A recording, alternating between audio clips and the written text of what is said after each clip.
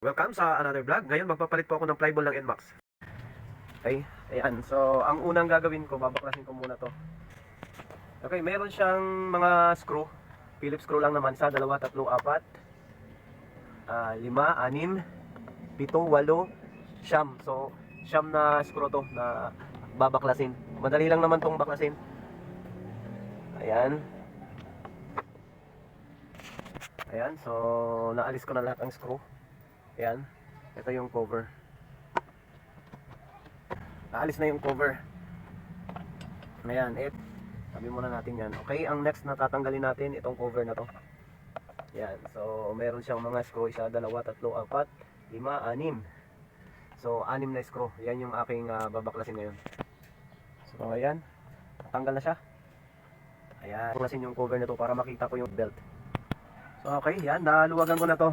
So guys, wala akong power tools, kaya ang gamit ko dito ay pang mano-mano lang. 8mm, yan, ito lahat.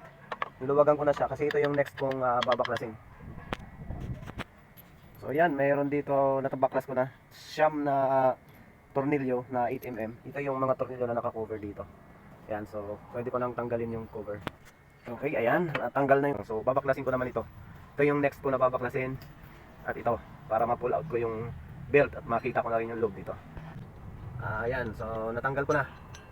Ito, wag lang ito anuhin, magkakapalit o wag ilalayo kasi dapat talagang pag dito dapat sama-sama lang para pagbalik mo hindi ka mahirapan.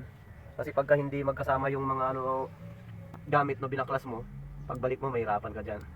Ayan, so ito na siya, tanggal ko na. So ito na yung kanyang belt. Ayan. Then, alisin ko na to. Yan. And then, lagyan natin doon. Ayan. Para organize sila. And then, ito, babaklasin ko to. Ayan. So, yun. Natanggal na natin to. Ayan. Ayan. So, napakaluwag na. Kusa na nga siyang lumabas. Palitan ko siya. Ito. Ayan. So, ito na yung binili ko, yung mas magaan. Kasi po ito mabigat ito eh. So yung binili ko mas magaan. So sana sa dragging na yon hindi lang yung dumi, kundi yung pagkaublong ng mga bola na to.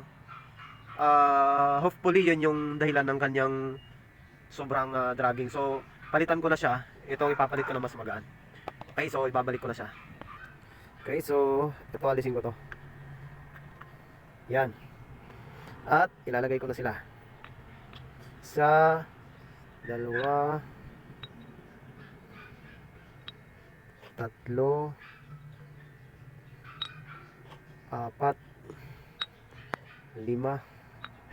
6. Ayan.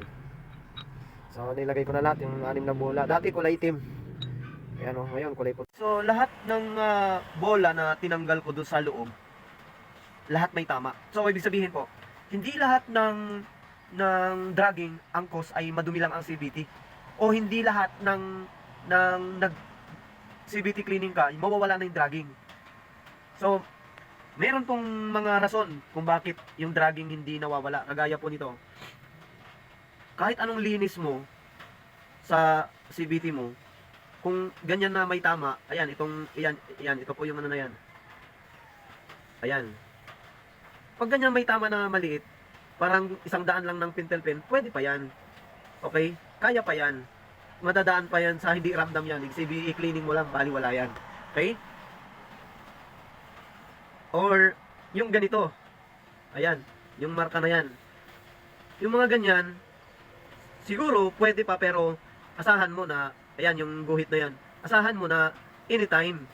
Pag nagkano, pwede talagang lumaki yan.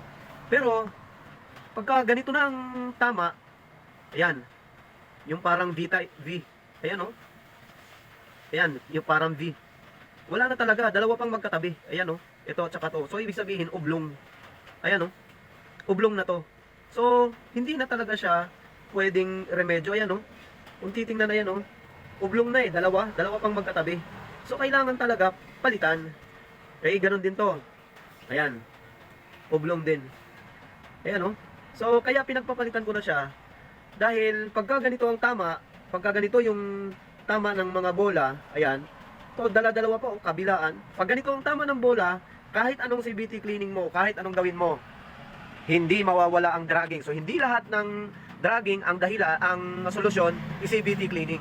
Mayroong dahilan, mayroong rason kung bakit nagkakaroon ng malalang dragging o nagsisimula sa maliit hanggat lumalala kapag pinabayaan. So, yun lang guys, sana meron kayong natutunan na sa paggawa ng sasakyan kapag nag-DIY ka. So, bago mo ibalik o bago mo ibalik pagkatapos mong i-cleaning, ang gawin mo, double check mo muna to. Kasi ito karamihan ang dahilan kung bakit yung dragging ng NMAX ay nagiging severe, but nagiging malala yung kanyang dragging. So, yun lang po guys. Maraming salamat sa inyong pagsubaybay. God bless!